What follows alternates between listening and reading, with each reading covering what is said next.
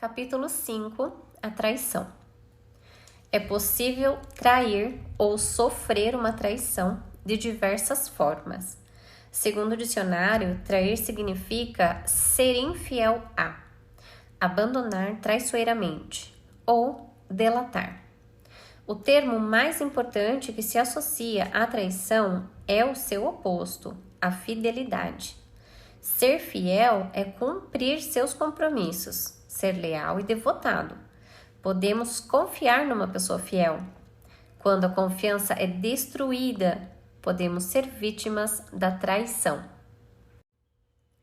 Essa ferida é despertada entre os 2 e os 4 anos de idade, no momento em que a energia sexual se desenvolve, engendrando assim o complexo de Édipo. Essa ferida é vivida com o genitor do sexo oposto. A alma que quer trabalhar essa ferida atrai para si um genitor com quem terá uma forte conexão de amor e estabelecerá uma grande atração mútua, logo, um forte complexo de Édipo. Segundo Sigmund Freud, criador da psicanálise e da teoria do complexo de Édipo, todos nós vivemos esse complexo, mas em diferentes graus. Toda criança, sobretudo entre os 2 e os 6 anos, apaixona-se pelo genitor do sexo oposto ou pela pessoa que desempenha esse papel, pois é nessa idade que sua energia sexual se desenvolve. Daí em diante, a criança passa a lidar com sua força vital, sua força sexual, a que representa sua capacidade de criar. É natural que, ao nascer, o bebê grude na mãe e tenha uma enorme necessidade de sua atenção e de seus cuidados. Mas a mãe deve seguir com suas atividades cotidianas e cuidar dos outros membros da família também, como fazia antes da chegada do bebê. Se ela se curva a todos os seus caprichos a ponto de se tornar sua escrava, a criança começa a achar que pode substituir o pai e satisfazer a mãe sozinha. Nesse caso, segundo o Dr. Freud, a criança não passará pela fase edipiana, essencial ao seu desenvolvimento, o que lhe será muito prejudicial psicológica e sexualmente quando adulta. Atravessar bem a fase edipiana significa que a criança foi capaz de reconhecer que o pai foi essencial em sua criação. Mesmo que ele não esteja presente, a mãe deve fazer a criança perceber que esse pai existe e que é tão importante quanto ela própria. Assim que a criança começa a compreender que houve a união dos 2 sexos para concebê-la, ela desenvolve o interesse pelo sexo oposto. Desenvolve, então, um desejo inconsciente de fazer um bebê com o genitor do sexo oposto. Ao mesmo tempo, é seu poder de criação que se desenvolve. Isso explica o comportamento das meninas que tentam seduzir o pai e dos meninos a mãe. Eles fazem de tudo para obter o afeto do genitor do sexo oposto e vão tentar protegê-lo, apesar da decepção de não receber a atenção desejada. Quando o genitor do mesmo sexo da criança magoa o do sexo oposto, a criança vivencia essa mágoa e pode chegar a desejar a morte do genitor que ela vê como vilão. Infelizmente, na maior parte do tempo, o complexo de Édipo é mal vivenciado, porque a mãe é possessiva demais em relação ao filho e o pai em relação à filha. Quanto mais desvalorizado o pai, mais difícil resolver o complexo de Édipo. Observei que aqueles que são vítimas de traição não resolveram seu complexo de Édipo quando jovens. Isso significa que seu apego ao genitor do sexo oposto é muito maior, o que mais tarde afetará suas relações afetivas e sexuais. Eles tenderão a compará-lo o tempo todo ao seu parceiro, ou criarão expectativas irreais a respeito de seu companheiro por causa do que não receberam do pai ou da mãe. No momento do ato sexual, essas pessoas sentirão mais dificuldade de se entregar completamente, pois temerão ser enganadas pelo outro. A alma que encarna com o objetivo de curar a ferida da traição escolhe pais que utilizam a sedução com a criança e que são mais centrados em si mesmos. Esse tipo de pai e mãe faz com que a criança sinta que eles precisam dela. E tudo o que a criança quer é que o genitor do sexo oposto se sinta bem. Ela tenta, por todos os meios, ser especial para ele. Um homem que sofre a ferida da traição me contou que, quando criança, sua mãe e suas irmãs o valorizavam, dizendo que só ele conseguia deixar os sapatos brilhando quando os engraxava, ou o chão da casa limpíssimo quando varria. Portanto, ao executar essas duas tarefas, ele se sentia especial. Ele não compreendia que era manipulado pela sedução. Este é um exemplo que demonstra como é possível vivenciar inconscientemente a traição quando jovem. A criança se sente traída pelo genitor do sexo oposto sempre que este não cumpre uma promessa ou trai sua confiança. Ela vivencia essa traição principalmente em sua conexão amorosa ou sexual. Por exemplo, uma menina experimenta a traição sempre que percebe que seu pai se sente traído pela sua mãe. É como se ele a estivesse trocando. Um sentimento de traição pode ser igualmente experimentado quando a menina é ignorada pelo pai, depois da chegada de um bebê menino. Quando a criança começa a viver experiências de traição, cria para si uma máscara para se proteger, como no caso das outras feridas. Essa máscara é a do controlador. O tipo de controle que ele exerce não é motivado pela mesma razão que o controle exercido pelo masoquista. O masoquista controla para não ter vergonha de si mesmo, ou para não causar vergonha a alguém, ao passo que o controlador age para garantir que os compromissos que assumiu sejam respeitados e para ser fiel e responsável, de maneira a se assegurar que os outros cumpram igualmente os seus compromissos.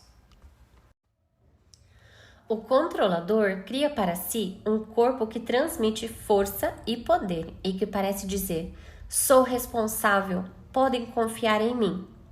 Podemos reconhecer o homem controlador pelos ombros fortes, mais largos que os quadris. Às vezes, essa diferença entre ombros e quadris não é tão grande, mas como eu disse num capítulo anterior, confie em sua intuição. Quando você tiver a sensação de que a parte de cima do corpo de alguém emana mais energia, provavelmente essa pessoa é vítima da traição. Em contrapartida, se você vir um homem com ombros largos, bíceps vigorosos e peito estufado usando uma camiseta justa para exibir os músculos, podem apostar que esse homem tem uma ferida da traição mais grave. De maneira geral, as pessoas portadoras da máscara do controlador conquistam seu lugar e são muito atraentes.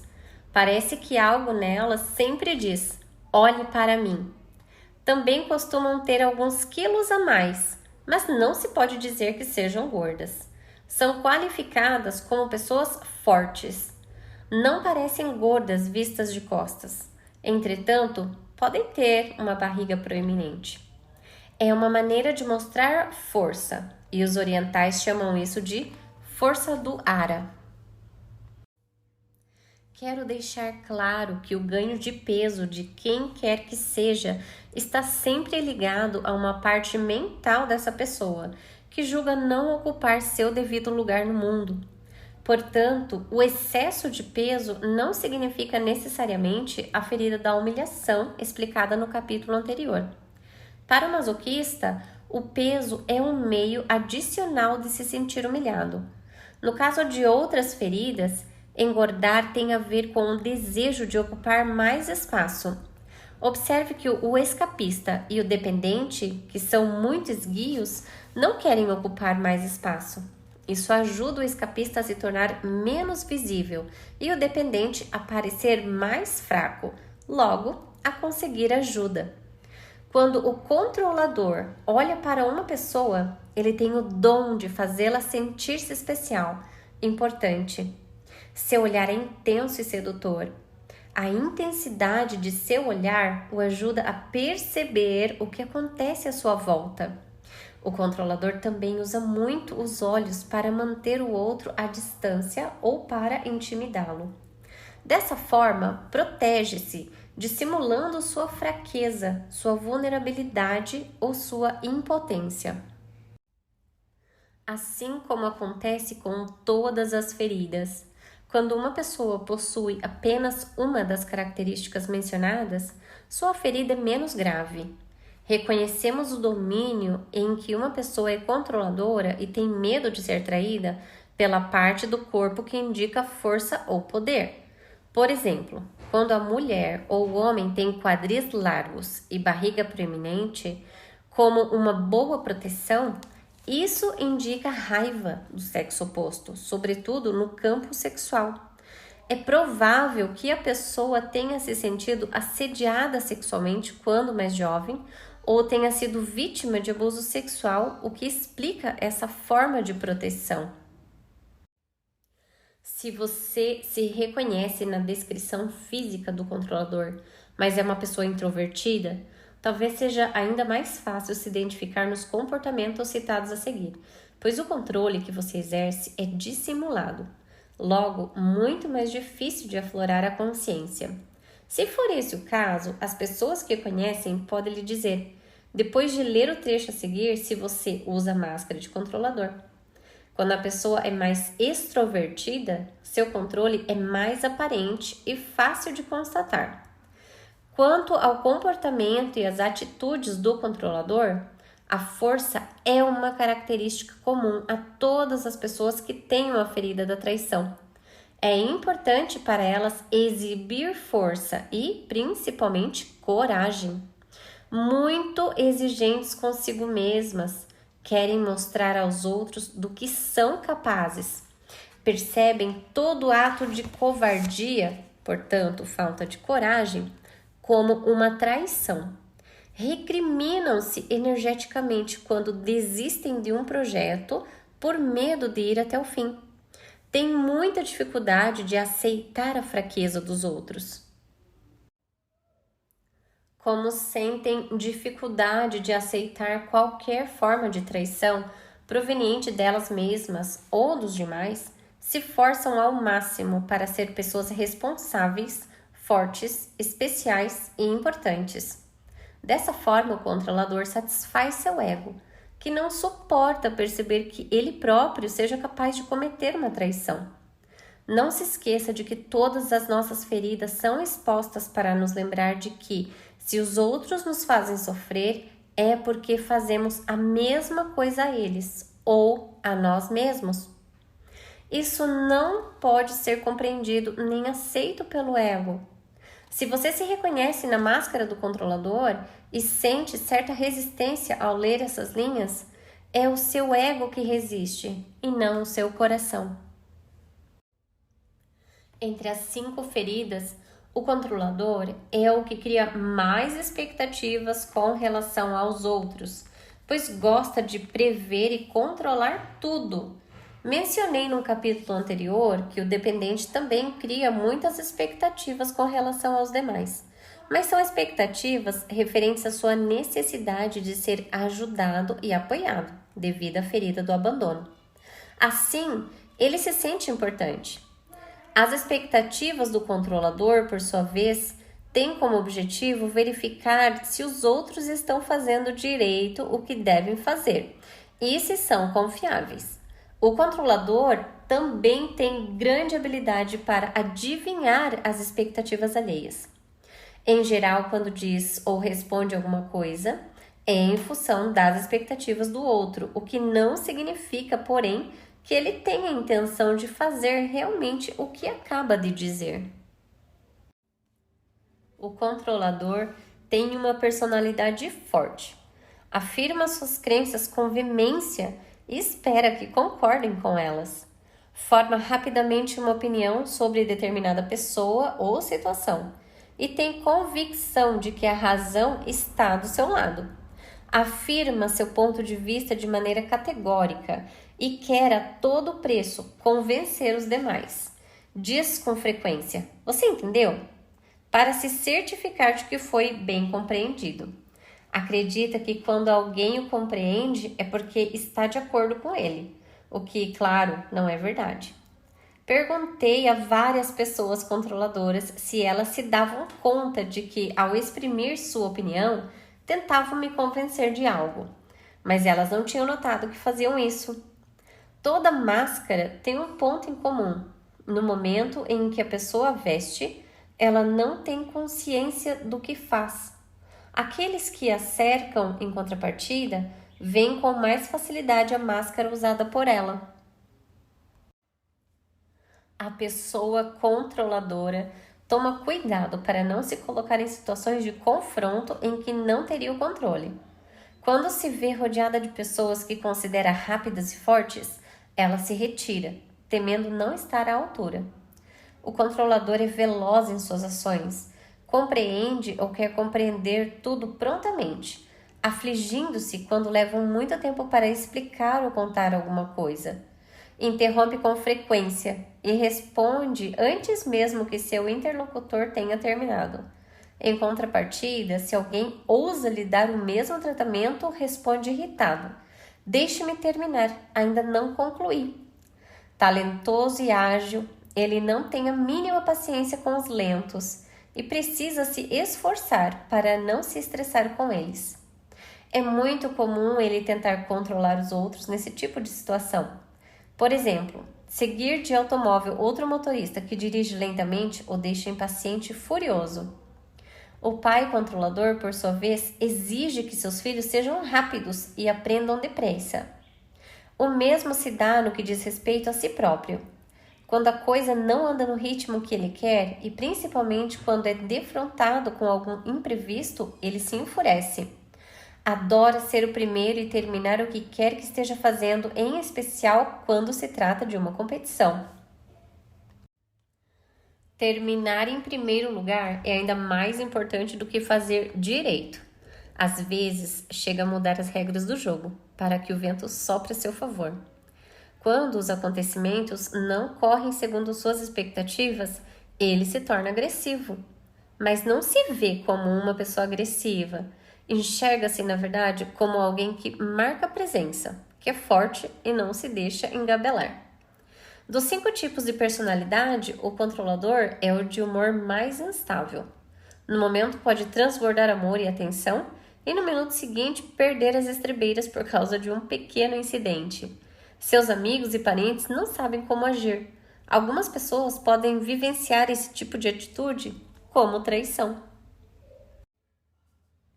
O controlador deve, então, trabalhar a paciência e a tolerância, sobretudo quando uma situação o impede de fazer as coisas à sua maneira e segundo suas expectativas. Por exemplo, se estiver doente, ele fará de tudo para se curar o mais rápido possível, a fim de poder continuar e cuidar dos seus afazeres. Quando os de seu convívio adoecem, ele não tem paciência. O controlador é levado a futurizar, isto é, a tentar prever o futuro. Sua mente é muito ativa. Quanto mais intensa a ferida, mais ele quer ter o controle de tudo para evitar ser vítima de traição. Os principais inconvenientes dessa atitude são o desejo de que tudo aconteça como ele previu e a criação de um monte de expectativas com relação ao futuro. Essa atitude o impede de viver bem o aqui e agora. Por exemplo, quando está no trabalho, fica planejando as férias, mas quando estas chegam e ele embarca para longe, passa a programar seu retorno à labuta ou se preocupa com o que está acontecendo em casa durante sua ausência. Em geral, ele fica mais ansioso por verificar se tudo se dará como ele previu do que por desfrutar do momento presente. O controlador gosta de chegar com antecedência para garantir o controle de tudo. Detesta se atrasar e não tolera as pessoas que se atrasam, embora isso lhe dê outra oportunidade de controlá-las, tentando mudá-las. Fica aflito quando termina uma tarefa fora do prazo ou alguém lhe entrega um trabalho com atraso. Essa dificuldade é vivida em especial com as pessoas do sexo oposto, com quem ele se enerva mais rapidamente. Como é exigente, é comum ele não conceder a si mesmo ou aos outros tempo suficiente para executar determinado trabalho. Para ele é tão difícil delegar uma tarefa quanto confiar no outro para realizá-la. Será levado a verificar, vezes sem conta, se aquilo está sendo feito conforme suas expectativas. É igualmente difícil para o controlador mostrar a alguém como fazer algo, e esse alguém demorar para aprender. Ele não tem tempo a perder. Então, quando delega, são atividades fáceis ou tarefas pelas quais não será criticado se não forem bem feitas. Eis porque o controlador precisa ser rápido. Ele faz quase tudo sozinho. Quando isso não acontece, ele se dedica a vigiar os que o ajudam. Ele é mais exigente com os outros do que consigo mesmo. Tem a tendência de confiar com mais facilidade nas pessoas do mesmo sexo que ele e de vigiar e controlar mais as do sexo oposto. Ressalto que a ferida da traição é despertada no controlador sempre que ele está na presença de uma pessoa relapsa com seus deveres. O controlador, julgando-se trabalhador e responsável, não aceita o ócio. Segundo ele, uma pessoa só tem direito ao ócio depois que executar todas as tarefas pelas quais é responsável. Ver uma pessoa sem fazer nada, sobretudo do sexo oposto, lhe dá nos nervos. Qualifica-a de preguiçosa e desconfia dela. Ele sempre dá um jeito para que todos saibam que tudo que realizou, como procedeu e quanto fez. Assim, veem como é responsável e como podem confiar nele. O controlador detesta não ter a confiança dos demais. Considera-se tão empenhado e tão talentoso que acredita que todos devam sempre reportar-se a ele. No entanto, não enxerga sua própria dificuldade de confiar nos outros. O controlador resiste a se abrir com quem quer que seja, pois teme que um dia suas confidências sejam usadas contra ele. Precisa confiar de verdade em alguém para que este se torne seu confidente. Em contrapartida, é o primeiro a contar aquilo que lhe confidenciaram, porque acredita que tem uma boa razão para fazê-lo. Gosta de acrescentar uma pimentinha ao que os outros dizem ou fazem. Por exemplo, quando uma mãe repreende o filho, o pai controlador, passando ao lado deles, reforça: "Você ouviu o que a sua mãe acabou de falar?" O assunto não é de sua conta, mas mesmo assim, ele mete o bedelho. Se essa situação acontece com uma menina, há fortes chances de que ela vivencie isso como uma traição, sobretudo quando é a queridinha do pai, e este não sai em sua defesa quando a mãe a castiga. Em geral, o controlador gosta de ter a última palavra, e é por isso que sempre tem alguma coisa a acrescentar a tudo, ou a quase tudo. Interfere exageradamente nos assuntos alheios. Como é rápido em perceber as coisas que se passam à sua volta e se julga mais forte do que os que estão ao seu redor, costuma se encarregar de tudo. Acha que deve ajudá-los a organizar suas vidas. Não compreende que age assim para ter o controle. Cuidando dos outros, pode controlar o que eles vão fazer e também como e quando farão. Quando o controlador se ocupa dos problemas alheios, ele tem a sensação de que os outros são mais fracos do que ele. Esta é uma maneira disfarçada de exibir a própria força. Enquanto não acreditar de verdade em sua força, fará de tudo para tentar demonstrá-la aos outros. Por outro lado, o controlador é muito sensível, mas essa sensibilidade não aparece, pois ele está ocupado demais em mostrar sua força. Como já vimos, o dependente cuida dos outros para garantir ajuda e apoio. O masoquista age assim para ser uma pessoa boa e não envergonhar ninguém. O controlador, por sua vez, cuida dos problemas dos outros para não ser vítima de traição ou para se certificar de que esses indivíduos corresponderão às suas expectativas.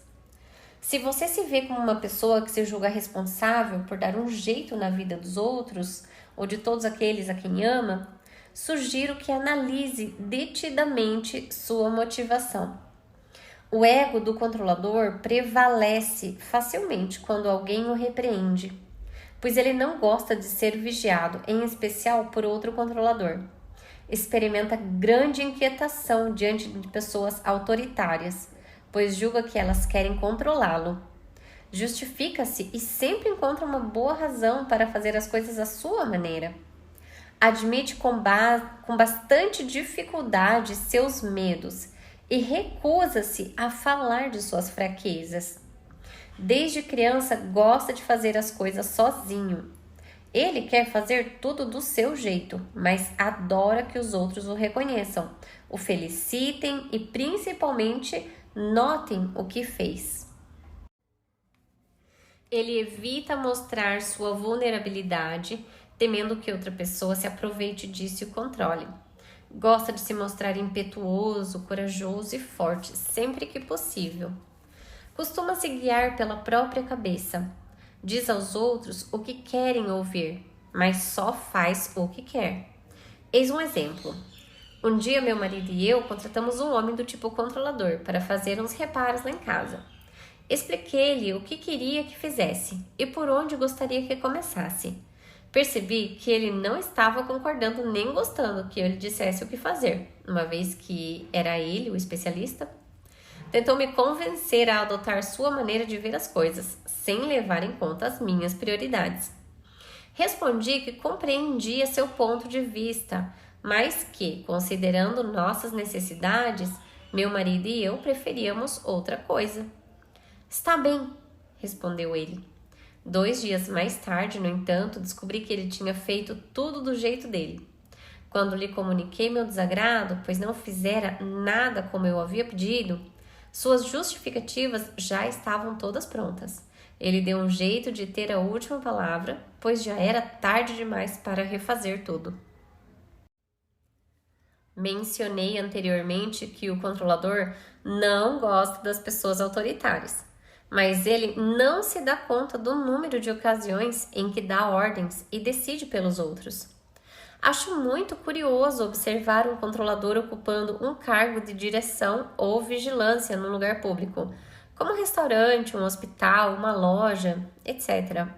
Ele quer saber tudo o que se passa, dá sua opinião sem que esta seja solicitada. Não consegue se abster de acrescentar um comentário ao que os outros fazem ou dizem. Certo dia no restaurante, observei um garçom controlador dar ordens a outro garçom, que tinha todas as características do escapista. O controlador dizia sem parar ao escapista como ele devia servir, e o escapista erguia os olhos para o teto em sinal de irritação. Eu acabara de transmitir minhas impressões ao meu marido, dizendo-lhe que aqueles dois eram bem capazes de se engalfinhar. Quando o jovem escapista que nos servia dirigiu-se à nossa mesa e começou a nos contar como a situação estava difícil para ele e que planejava pedir demissão em breve. Conhecendo essas feridas, não me admirei ao ouvir mais declarações, pois um escapista que se sente muito rejeitado prefere fugir a enfrentar uma situação. O mais interessante nessa história é que o garçom controlador não era sequer seu chefe ou superior. Simplesmente julgara por bem transformar o outro em um profissional tão bom quanto ele próprio. O controlador parecia dominar bem a clientela. Se mostrava muito orgulhoso com seu trabalho e não se dava conta de sua atitude autoritária. Estava mais ocupado em mostrar ao patrão que era um bom funcionário e que podiam confiar nele em qualquer situação. Do seu ponto de vista, o outro garçom deveria lhe ser grato pela ajuda que ele oferecia. O que chamamos controle, o controlador chama de ajuda. Como meu marido e eu comemos muito em restaurantes quando viajamos, acho bastante útil conhecer os diferentes tipos de ferida. pois isso me ajuda a saber a maneira de abordar os garçons. Por exemplo, sei que se eu fizer uma observação desagradável a um garçom controlador ou lhe comunicar um erro que cometeu, ele começará imediatamente a se justificar, podendo inclusive mentir para salvar sua reputação e não fazer o papel de tolo. Se minha abordagem for controladora, não obtenho dele o que quero. Ele precisa sentir que faz as coisas porque quer e não porque lhe é imposto. Vivi certas experiências em que o garçom me fazia esperar de propósito, só para mostrar quem teria a última palavra. Quando alguém tenta convencer o controlador de uma ideia nova, ele em geral se mostra cético.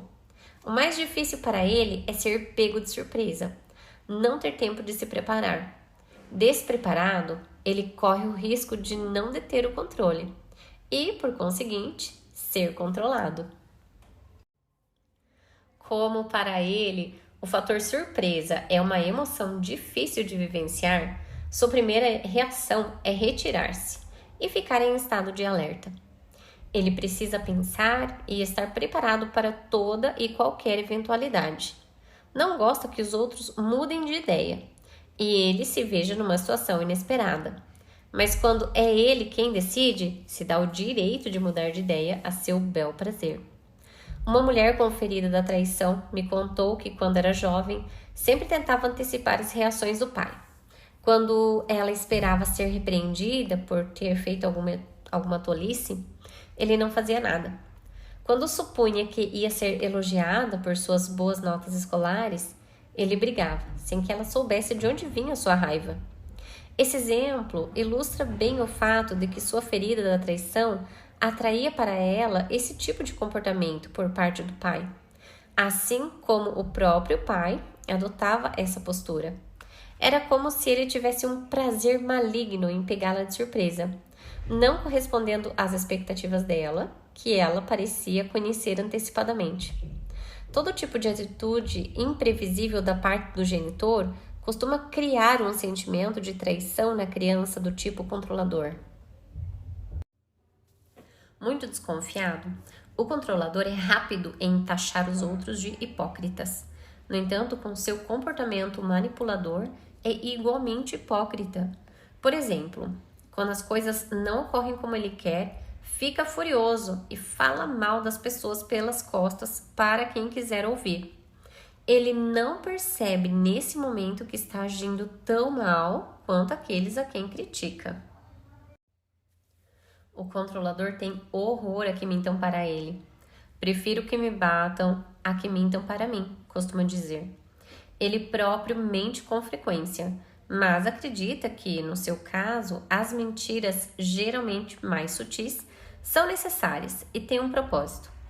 Por exemplo, mencionei anteriormente que ele percebe com facilidade as expectativas dos outros e lhes diz o que querem ouvir, fazendo 1000 promessas. Infelizmente, nem sempre consegue cumprir com sua palavra, pois se compromete sem verificar se pode mesmo fazer o que prometeu. Arranja então todo tipo de desculpas, chegando inclusive a dizer que não se lembra de ter se comprometido. Para os outros, isso é recebido como uma mentira e vivenciado como uma traição. O controlador, por sua vez, não vê mentira em tal comportamento. Ele conseguirá explicar essa atitude do seu jeito peculiar. Paradoxalmente, tem dificuldade de aceitar o fato de alguém não acreditar nele. Se não confiam nele, acha que está sendo traído. É para evitar esse sentimento doloroso de traição que ele faz de tudo para que confiem nele. Em minhas oficinas, um grande número de mulheres se queixa do marido que as manipula e as domina, mentindo constantemente. Pude constatar que a maioria desses homens é formada por controladores. Não estou dizendo que todas as pessoas controladoras mentem, mas isso parece mais provável de acontecer com as que têm esse perfil. Se você se reconhece nessa ferida, aconselho a ficar bem atento, pois é comum o mentiroso não se dar conta de que mente. Você pode inclusive perguntar aos que o conhecem bem se tem a impressão de que você às vezes mente. O controlador tampouco tolera as pessoas que trapaceiam. Porém, quando ele mesmo trapaceia, jogando cartas, por exemplo, diz que é para fazer rir ou para ver se notariam. Se trapaceia em sua declaração de imposto de renda, diz que todo mundo faz a mesma coisa. Além disso, o controlador não gosta de se ver numa situação em que deva denunciar os erros de alguém, como um colega de trabalho, por exemplo. Ele sabe que quando alguém faz a mesma coisa que ele, sente isso como uma traição. Por isso, não gosta de fazer a mesma coisa com os outros. Há alguns anos, em minha empresa, Écoute ton corps, uma funcionária recém-contratada passava por telefone informações erradas aos clientes. Aquilo aconteceu durante várias semanas, até outra funcionária me relatar o caso. Fui então conversar com um rapaz que trabalhava ao lado dela para saber se havia percebido algo. Ele me confessou que sabia desde o início, mas que dedurar não fazia parte de suas tarefas. Não é difícil o leitor imaginar que minha parte controladora, que sempre prezou a reputação da empresa, ficou furiosa. Com efeito, a reputação do controlador é muito importante. Quando alguém faz ou diz alguma coisa capaz de afetar a boa reputação que tenta manter, ele se sente insultado, pois vê isso como uma grave traição. Será capaz de mentir para obter ou salvaguardar sua imagem.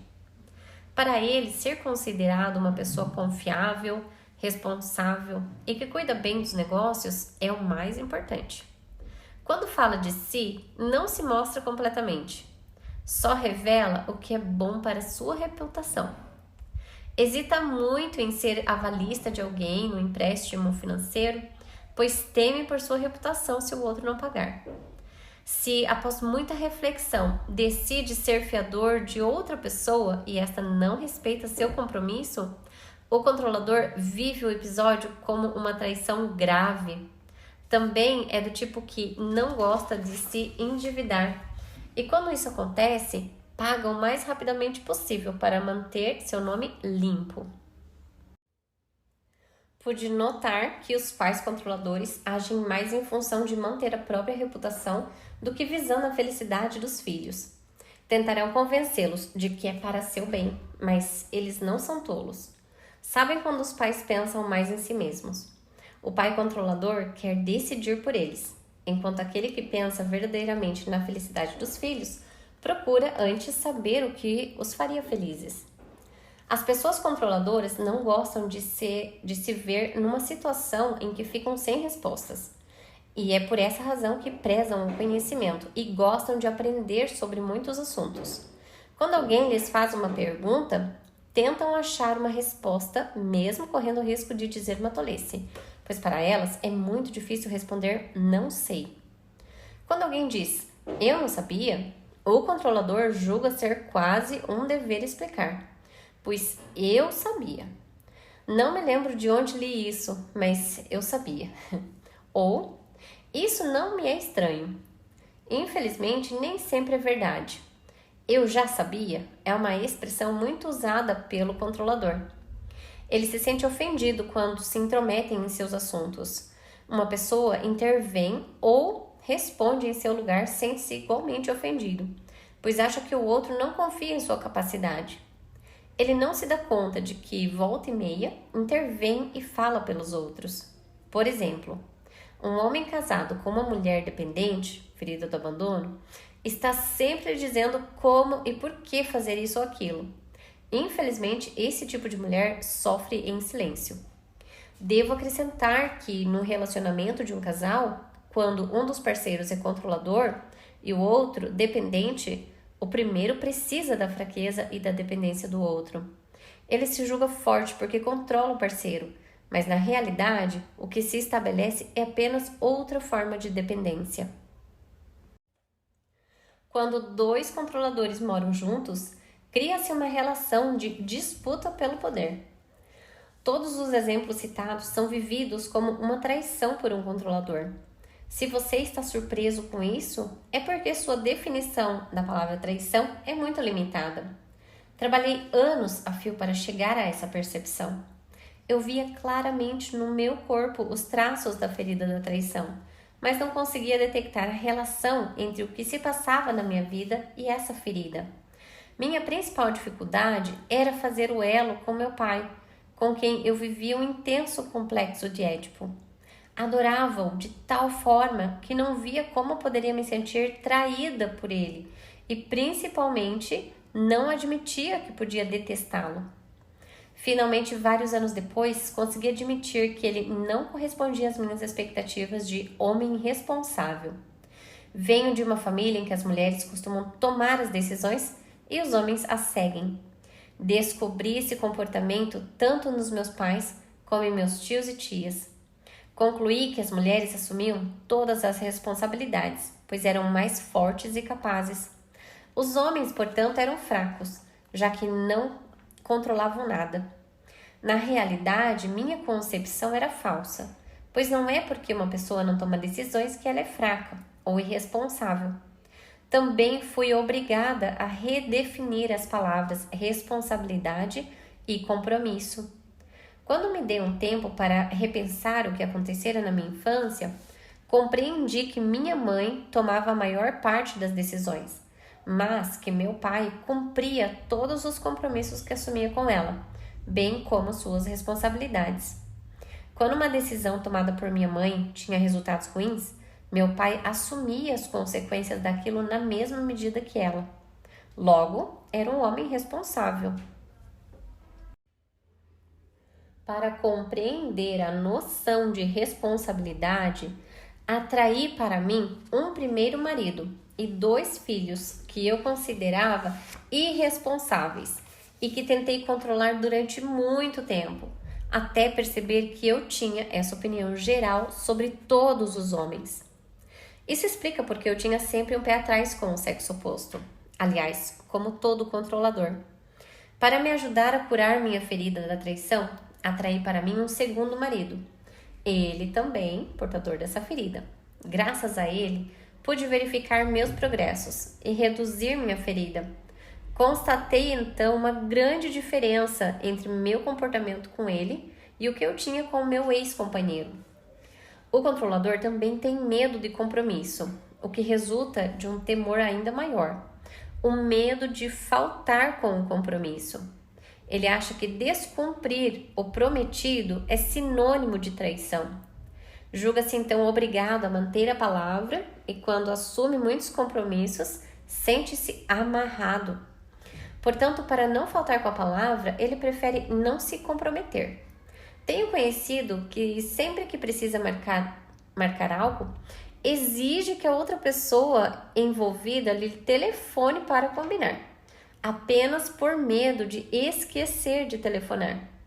Mas, se a outra pessoa esquece de ligar, ele poderá entrar em contato apenas para dar bronca. Ele não compreende que exige demais dos outros.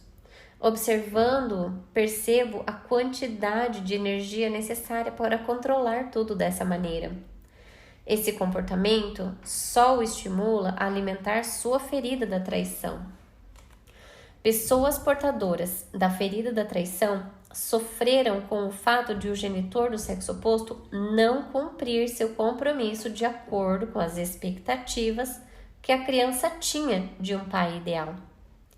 Conheço um senhor, hoje com mais de 60 anos, que na adolescência morava sozinho com a mãe, que saía com todos os homens que não hesitassem em gastar muito dinheiro com ela. Ele tinha 15 anos quando a mãe foi embora, com aquele que se dispôs a lhe oferecer uma fortuna. Ela colocou o filho no internato, o que o fez sofrer de abandono e, sobretudo, traição. Adulto, sua maneira de atrair as mulheres era gastar dinheiro com elas e não se comprometer efetivamente em nenhuma relação. Julgava assim vingar-se da mãe, mas na realidade ele precisava curar a mesma ferida que aqueles homens que ele julgava seduzirem sua mãe com dinheiro.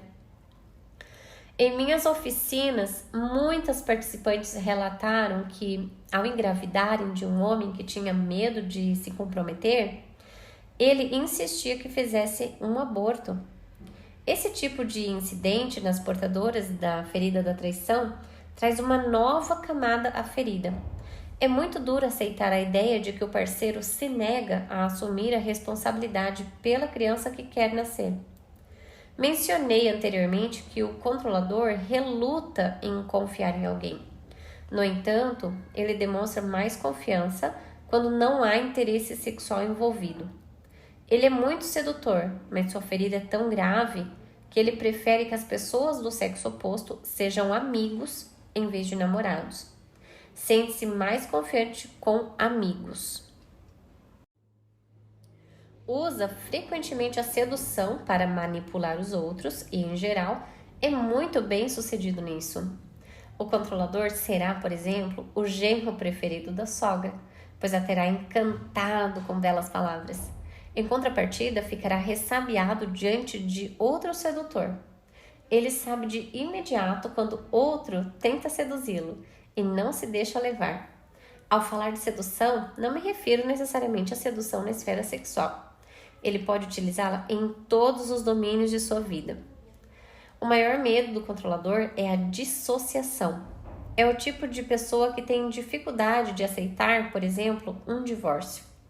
Para o controlador, essa é uma grave derrota. Se a separação é proposta por ele, é porque tem medo de trair o outro e ser acusado de traidor. Se vem do outro, ele o acusará de traição. Além disso, uma separação evidencia que ele não teve o controle da situação. Entretanto, parece que são os controladores que vivem mais separações e rupturas. Se eles têm medo de se comprometer, é igualmente porque têm medo de se separar. Esse medo os leva a atrair relações amorosas em que o parceiro não queira se comprometer. É uma boa maneira de não enxergarem que são eles mesmos que não querem compromisso. Quando os dois controladores vivem juntos e a relação não vai bem, ambos adiam o momento de admitir que o melhor é se separarem. Para um controlador, estar dissociado significa sentir-se amputado ou isolado do outro. A propósito, a palavra dissociado é comum em seu vocabulário. Certa vez uma mulher me contou que basta se desentender com o marido para se sentir cortada ao meio, desesperada, com medo de uma separação. Em tal situação, perde completamente a autoconfiança. Ela também sofre da ferida do abandono, o que redobra seu medo da separação. Segundo minhas observações, a ferida do abandono se desenvolve na maioria dos controladores, antes da ferida da traição. O que decidem muitos jovens não enxergar ou não aceitar, o seu lado dependente encontram a força necessária para esconder sua ferida do abandono. É nesse momento que começam a cultivar sua máscara de controlador. Se olharmos bem essa pessoa, podemos ver a máscara de dependente em seus olhos, tristes ou caídos, em sua boca caída, ou em alguma parte de seu corpo com pouco tônus. É fácil imaginar a criancinha que, sentindo-se abandonada ou não recebendo atenção suficiente, decide seduzir seu genitor do sexo oposto, a fim de chamar sua atenção e, acima de tudo, sentir-se apoiada por ele. A criança se convence de que é tão boazinha e adorável que o pai não precisa se preocupar com ela de uma maneira especial. Quanto mais tenta controlar o pai com essa atitude, mais expectativas ela cria. Quando suas expectativas não se realizam, ela vive a traição. Torna-se então cada vez mais controladora. Veste uma couraça de força, julgando assim que não sofrerá outra traição ou abandono. É o lado controlador que incentiva o dependente a querer ser independente. Em certas pessoas, a ferida do abandono predomina sobre a da traição, ao passo em que outras, a máscara de controlador prevalece. O homem que desenvolve belos músculos graças à musculação como mencionado no capítulo sobre a ferida do abandono, mas cujo corpo volta a ficar flácido quando ele para de fazer exercícios, é um bom exemplo de uma pessoa com ferida da traição e do abandono. Se você se reconhece na descrição da máscara de controlador, mas não na de dependente, sugiro que não elimine tal possibilidade.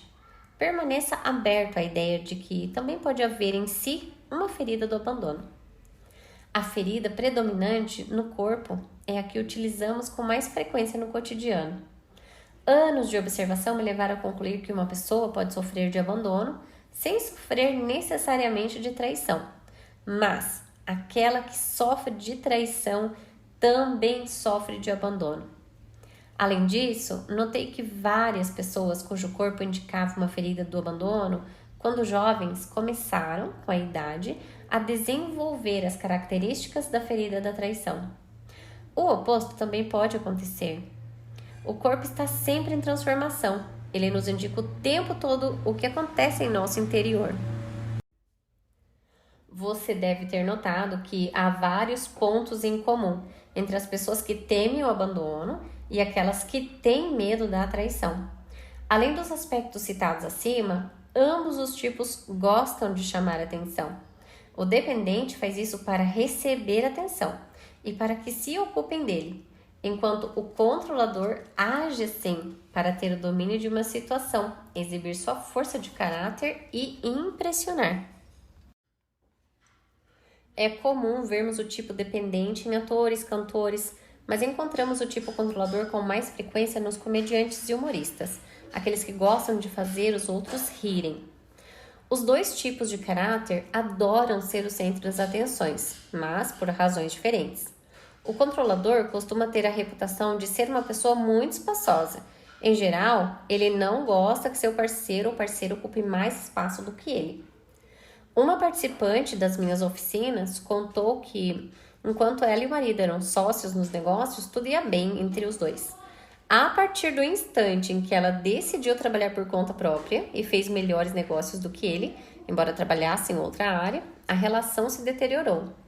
Tornara-se uma relação de competição. O homem se sentia traído e a mulher se acusava de tê-lo abandonado. Outra característica do controlador é sua acentuada dificuldade de fazer uma escolha, quando acha que tal opção pode fazê-lo perder alguma coisa, pois ele não mais dominará a situação. Isso explica por que o controlador às vezes tem dificuldade de se decidir ou é acusado de refletir demais. Quando está seguro de si e no domínio do que está à sua volta, ele não hesita. Essa dificuldade de se separar se manifesta igualmente no trabalho. Se ele administra o próprio empreendimento, pode se colocar numa situação difícil, num sério endividamento, por exemplo, antes de confessar que não consegue mais continuar. Como funcionário, o controlador costuma ocupar cargos de chefia. É sempre difícil para ele abandonar uma empresa, mas também é muito difícil para ele aceitar que uma pessoa de sua confiança decida deixá-lo, e em geral isso lhe causa raiva e agressividade. O controlador, que em geral tem alma de chefe, gosta de dirigir outras pessoas, tem medo de parar de controlar, pois acha que fazendo isso não será mais um líder. Mas, na verdade, é justamente o contrário. Quando o controlador deixa de controlar e se limita a dirigir apenas, ele se torna um chefe bem melhor. Existe uma diferença entre controlar e dirigir. Controlar é conduzir, administrar ou governar sob influência do medo. Dirigir significa a mesma coisa, mas excluindo-se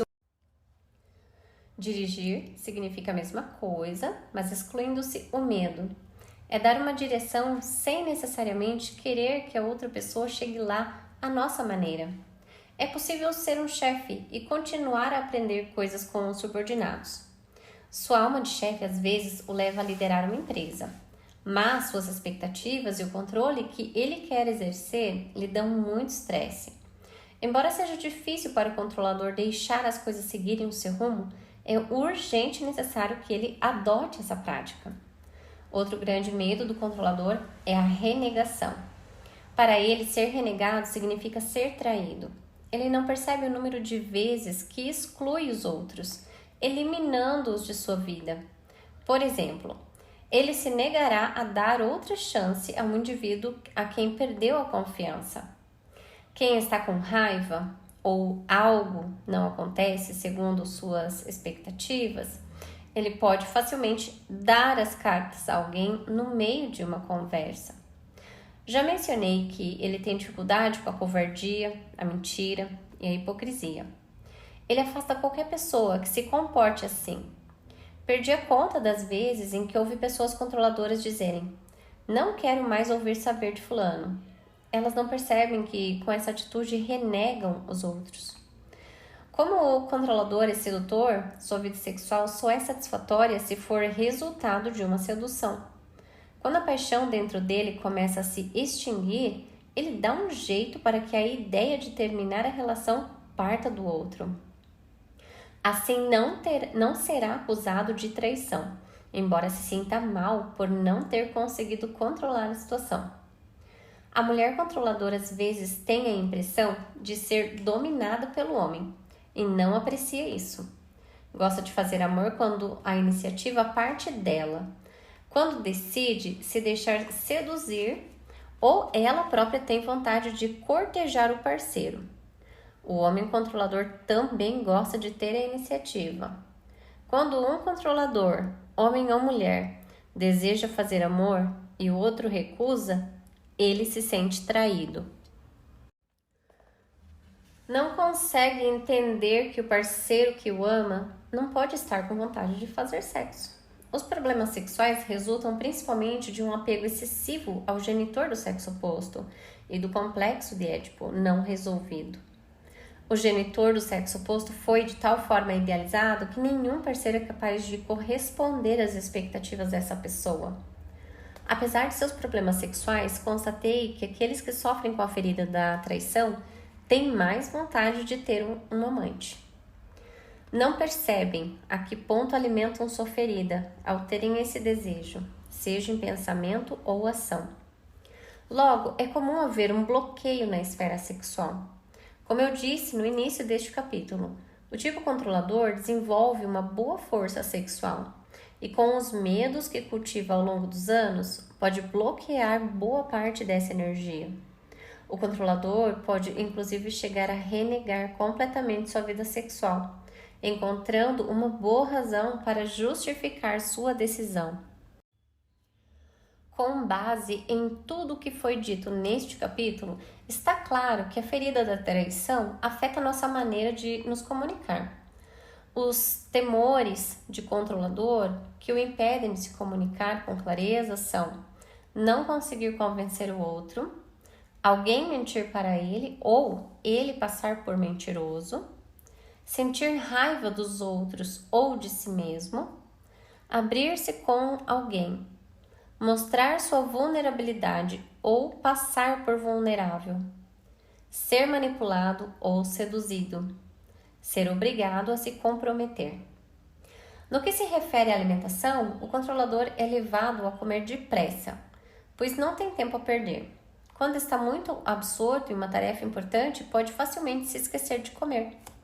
Diz inclusive que a comida não é importante para ele. Em contrapartida, quando decide se alimentar, come muito, podendo até mesmo perder o controle e ingerir muito mais do que seu corpo necessita. Vários controladores acrescentam sal, mesmo antes de provar a comida. Certificam-se de ter a última palavra a respeito de sua alimentação e, como fazem durante uma conversa, acrescentam sua pitada de sal.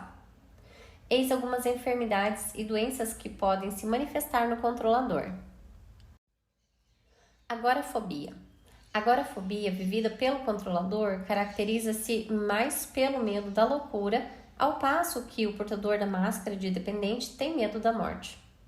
Na verdade, a agorafobia é frequentemente diagnosticada pelos médicos como espasmofilia. Problemas nas articulações. O controlador é tenso e costuma ter problemas ligados às articulações do corpo, principalmente nos joelhos. Perda do controle corporal. Ele é propenso a ter enfermidades que envolvem a perda do controle de certas partes do corpo, como hemorragias, impotência sexual, diarreia, etc. Paralisia. Quando em situação de impotência total, pode ser afetado por paralisia. Problemas no sistema digestivo. Tem problemas constantes no fígado e no estômago. Doenças de natureza inflamatória. É mais propenso do que outros às doenças que terminam com ite, ou seja, de natureza inflamatória. Essas doenças são vividas principalmente pelas pessoas que, devido ao excesso de expectativas, mergulham na impaciência, na raiva e na frustração. Herpes bucal. É comum o controlador sofrer de herpes bucal, afecção que se manifesta quando ele acusa conscientemente ou não o sexo oposto de ser nojento. É também um meio de controle para não ter que beijar o outro. As indisposições e doenças mencionadas podem se manifestar em pessoas com outras feridas, mas parecem mais comuns nas que sofrem de traição. É importante compreender que seu genitor do sexo oposto, que gerou em você essa ferida, provavelmente viveu ou ainda vive essa mesma ferida com o próprio genitor do sexo oposto. Nada impede você de ir checar isso com ele.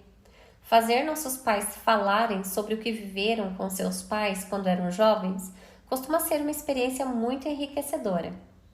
Lembre-se de que a principal causa de uma ferida advém de nossa incapacidade de perdoar o que fazemos a nós mesmos ou o que impomos aos outros. Temos dificuldade em nos perdoar porque, em geral, não percebemos que nos recriminamos. Quanto mais grave a ferida da traição, mais frequente é o seu hábito de trair os outros ou a si mesmo, não confiando ou não cumprindo o que prometeu a si próprio. Recriminamos nos outros tudo que nós mesmos fazemos, mas não queremos enxergar. Ressalto que as características e os comportamentos descritos neste capítulo só estão presentes quando uma pessoa veste sua máscara de controlador, julgando assim evitar viver a traição. Conforme a gravidade da ferida e a intensidade da dor, essa máscara pode ser usada apenas alguns minutos por semana ou praticamente o tempo todo. Características da ferida da traição. Despertar da ferida entre os 2 e os 4 anos com o genitor do sexo oposto. Quebra de confiança ou expectativas não correspondidas na conexão amor-sexualidade. Manipulação. Máscara, controlador. Corpo. Exibe força e poder. No homem, ombros mais largos que os quadris. Na mulher, quadris mais largos e fortes que os ombros. Peito estufado, barriga proeminente. Olhos. Olhar intenso e sedutor. Vê tudo rapidamente. Vocabulário. Dissociado. Você entendeu? Sou capaz. Deixa que eu faço sozinho. Eu já sabia. Confia em mim. Eu não confio nele. Caráter. Julga-se responsável e forte. Procura ser especial e importante. Falha em cumprir seus compromissos ou promessas. Mente com facilidade. Manipulador, sedutor. Tem muitas expectativas. Humor instável. Convicto de ter razão, tenta convencer o outro. Impaciente, intolerante. Compreende e age rapidamente. Eficiente, a fim de ser notado. Engraçado. Fechado. Não mostra sua vulnerabilidade. Cético. Medo de trair e ser traído. Maior medo. A dissociação, a separação, a renegação. Alimentação. Bom apetite.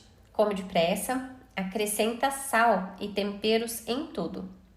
Consegue se controlar quando está ocupado, mas perde o controle depois. Doenças possíveis. Doenças em que se perde o controle das funções do corpo. Agorafobia, espasmofilia. Problemas no sistema digestivo. Doenças de natureza inflamatória. Herpes bucal.